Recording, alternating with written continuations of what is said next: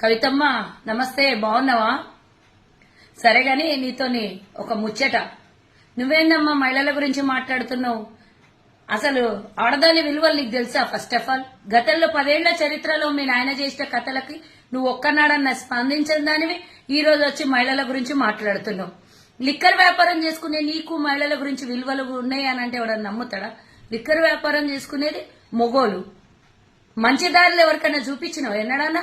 గా వ్యాపారం చేసే దాని ఆడవాళ్ళ గురించి మాట్లాడితే కనీసం బుద్ధి సిగ్గు ఉండాలి. ఏమన్నా మహిళల గురించి మాట్లాడి ధర్నాలు చేస్తావు, మహిళల గురించి మాట్లాడి ట్వీట్లు పెడతావు, ఈ రోజు ఆడ ప్రోటోకాల్ గురించి మాట్లాడతావు.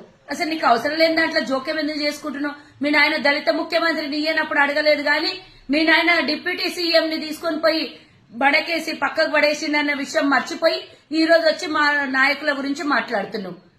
పూజ చేస్తున్న సమయంలో ఆశీర్వచన సమయంలో దంపతులు ఇద్దరు ఆశీర్వచనం తీసుకుంటుంటే లేటుగా వచ్చినందుకు అక్కడ పక్కన మేమే కూర్చుంటాము అని వాళ్ళు మాట్లాడితే దానికి ఒక ట్వీటు. ఈ రోజు టాపిక్ అంతా ఇందిరమ్మ మహిళల పేరు మీద ఇందిరమ్మ ఇండ్లు ఇస్తామన్నారు రేవంత్ రెడ్డి గారు. దాని మీద సోయి ఉండాలి కదా నీకు.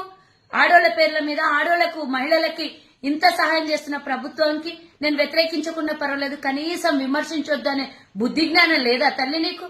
అది టాపిక్ డైవర్షన్ చేయడానికి ఇంకో ట్వీట్ పెడతావు. గీ దాని మీద ఎవడన్నా స్పందిస్తాడా? గీ దాని మీద ఎవడన్నా మాట్లాడతాడా? అసలు నీకు మీ అన్నకు ట్విట్టర్లు తప్పించి ఇంకో పని ఉండదా?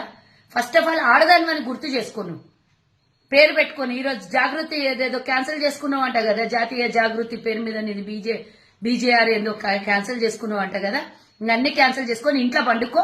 ఎక్క మాట్లాడితేవంటే మరి లిక్కర్ కేసు ఎల్లుండి పోవాలి, దాని గురించి చూసుకో. దాని గురించి ఏం మాట్లాడాలనో పోయి ఈడికి దాని గురించి మన చదువుకో. ఇంట్లో కూర్చొని తెలివి ఉంటే ఇవన్నీ మాట్లాడు బంద్ చేయి. 10 ఏళ్లు లోపల వండుకొని ఇప్పుడు వచ్చి 100 ఎలుకల్ని తిన్న పిల్లి అంట తీర్థయాత్రలకు పోయిందంటే నీ యాసుండేది వచ్చి ఏదో సూక్తులు చెప్తుంది, మేము అందరం వినాలి. మూసుకొని ఇంట్లో కూర్చో.